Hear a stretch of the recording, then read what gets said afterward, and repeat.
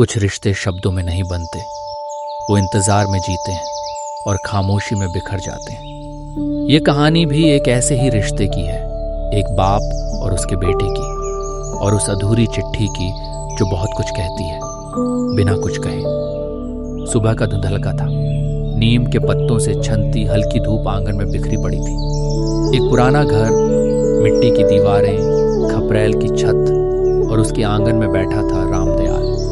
उम्र रही होगी कोई 65-67, बदन पर हल्की सी धोती और कंधे पर पुराना गमछा, आंखें जैसे हर सुबह किसी का इंतजार करती थी। रामदयाल का दिन हर रोज एक ही तरह शुरू होता था, नीम के नीचे बैठना और डाकिये की राह तकना। चिट्ठियां अब शायद ही आती हों, लेकिन रामदयाल का दिल हर रोज उम्मीद में धड़कता था। शायद आज अर्जुन की चिट्ठी आएगी, शायद अब की बार जरूर आएगा। पिछली बार बोला था जल्दी मिलेंगे पिताजी। चलिए खाना खा लीजिए। अच्छा आता हूँ, रुको। अरे सुनो, वो चिट्ठी उठाना जरा। पहले खाना खा लो। हाँ हाँ खा लूंगा, चिट्ठी तो दे दो। ये लो, खाना खा लेना, टेबल पर रखा है। ये वही चिट्ठी थी जो 5 साल पहले आई थी। अर्जुन ने लिखा था, जल्दी आऊंगा पिताजी, आप ख्याल रखना। लेकिन जल्दी और इंतजार में फर्क होता है, और रामदयाल अब हर दिन वही फर्क जी रहा था। काटता हुआ ट्रैफिक, शीशे के ऑफिस और घड़ी की तेज रफ्तार में फंसा अर्जुन अब एक मल्टीनेशनल कंपनी में प्रोजेक्ट मैनेजर था। ऑफिस की बड़ी खिड़की से बाहर देखते हुए वो फोन कान से लगाता है। हाँ माँ, सब बढ़िया है। काम थोड़ा ज्यादा है, लेकिन इस बार जरूर आने की कोशिश करूंगा। बेटा, पिताजी अब बहुत कमजोर हो गए हैं, पहले जैसे नहीं रहे। अब तो बोलते भी कम हैं, बस बैठे रहते हैं जैसे किसी गहराई में डूबे रहते हों। माँ, समझने की कोशिश करो, यहाँ वक्त ही नहीं मिलता। शहर में घड़ी की सुइयां तेज भागती हैं, पर गांव में वक्त उसी मोड़ पर ठहर जाता है जहां बेटे ने आऊंगा कहा था। दिवाली आई, गांव में घर घर रोशनी फैली थी।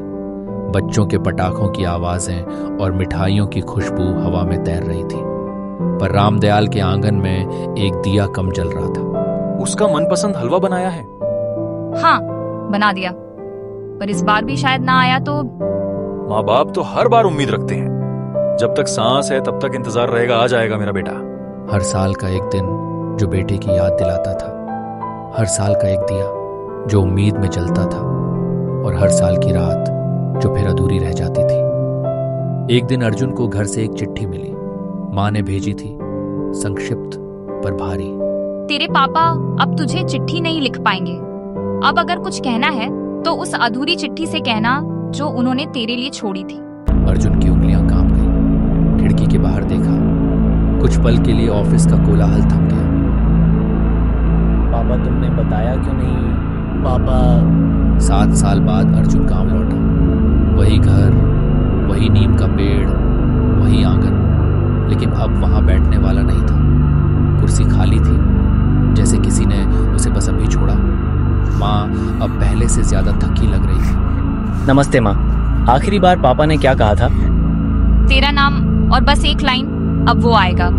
वो लाइन जिसमें सारे इंतजार की स्याही खुली थी। अर्जुन ने पापा का पुराना बक्सा खोला। उसमें चिट्ठियां थी, बहुत सारी, लेकिन एक भी कभी पोस्ट नहीं हुई थी। हर चिट्ठी जैसे एक दिन की कहानी हो, हर शब्द जैसे पिता की सांस। सबसे ऊपर एक अधूरी चिट्ठी थी, कांपते हाथों से लिखी हुई। बेटा अर्जुन, अब शायद तू नहीं आएगा, पर तू जब खुद बाप बनेगा तब समझेगा कि एक बाप का इंतजार कितना लंबा होता है और कितना खामोश। अर्जुन की आंखों से आंसू गिरते गए। उसका दिल टूटा नहीं, चुपचाप बिखर गया। पापा, मैं आ गया, पर बहुत देर कर दी मैंने, बहुत देर। अब अर्जुन हर महीने गांव आता है। वही नीम का पेड़, वही कुर्सी, और उसी कुर्सी पर अब अर्जुन बैठता है। हाथ में एक डायरी होती है जिसमें वो अब खुद चिट्ठियां लिखता है अपने बेटे के लिए। आज मैंने पहली बार तुझे उठाया बेटा। तेरी आंखों में मैंने पापा की आंखें देखी, वो इंतजार, वो स्नेह जो कभी मैंने नहीं समझा। अब हर सांस में वही एहसास है। पापा, दादाजी की कुर्सी पर आप क्यों बैठे हो? क्योंकि बेटा अब मैं भी सीख रहा हूँ पिता होने का मतलब क्या होता है।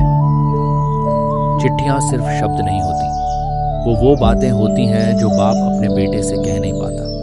वो खामोशियां होती हैं जिनमें पूरा जीवन समाया होता है, और जब वो अधूरी रह जाए तो पूरी जिंदगी अधूरी सी लगने लगती है। बेटा चाहे कितना भी बड़ा हो जाए, एक बाप की नज़र में वो हमेशा वही नन्हा बच्चा होता है जिसके लिए वो पूरी दुनिया छोड़ सकता है। अगर आपको ऐसे ही वीडियो अच्छी लगती